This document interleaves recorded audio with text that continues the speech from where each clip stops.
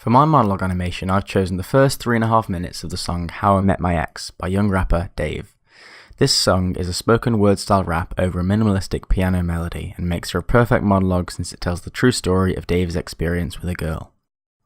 The song is 7 minutes long, and as satisfying as it would be to animate a video to the full story, it would be far too much work to achieve in the amount of time I have. I chose to cut it at 3 minutes and 21 seconds as this gives the monologue a round enough ending without cutting it too soon.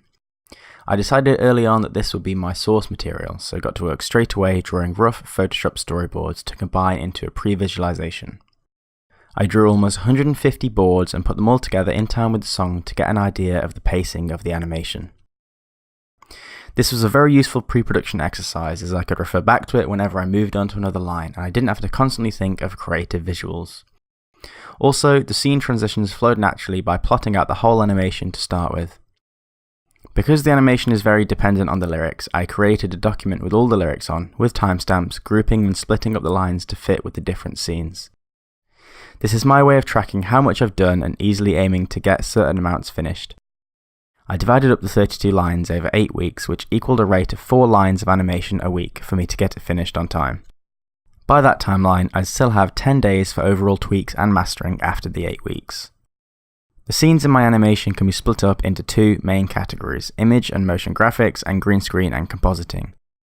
There are some parts with both motion graphics and compositing involved which give the animation its style. And judging from the postcode, it was Shoreditch or Soho, did 6 or 7 tracks, made 6 or 7 racks. All of the 2D images are placed within a 3D environment with a camera to control the entire project.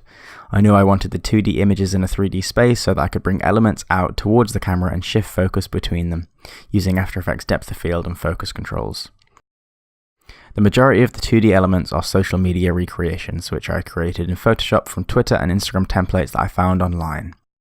Many of the social media parts required multiple layers, some interactive. The best example of this are the direct messages. That's that bro, I think that you just let her know excited. Too excited, no clue on what I should do excited. So I'm just typing, rambling like a fool excited. I needed many layers, all animated to do their own thing, but working as one cohesive unit. For this reason, I decided to export PNG files for each layer rather than importing one Photoshop file into After Effects. This means that I don't need to worry about merging too many layers together in Photoshop so that they work in After Effects. By merging multiple PNGs, I could keep the Photoshop files very flexible so I could always jump back in and edit things like text, hidden layers, shape layers, etc. I used many masks and keyframed mask expansion to create the seamless growing of 2D elements as seen throughout the animation.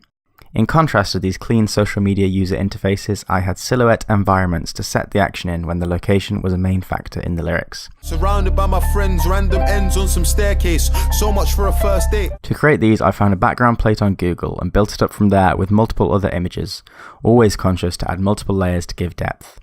I gave the scenes a colour tint to reflect the emotion and help to separate foreground and background elements. By having foreground interests silhouetted, I brought these much closer to the camera in Z space so that any camera movements would create parallax. Moving on to the silhouette characters, I shot these on a green screen in the studio, using 2 actors to play out the parts of the scene. I knew that the lighting of the talent wouldn't be important because I just needed to convert the footage into black and transparent. I added After Effects built-in chroma key effect key light and adjusted my settings to get a clean key.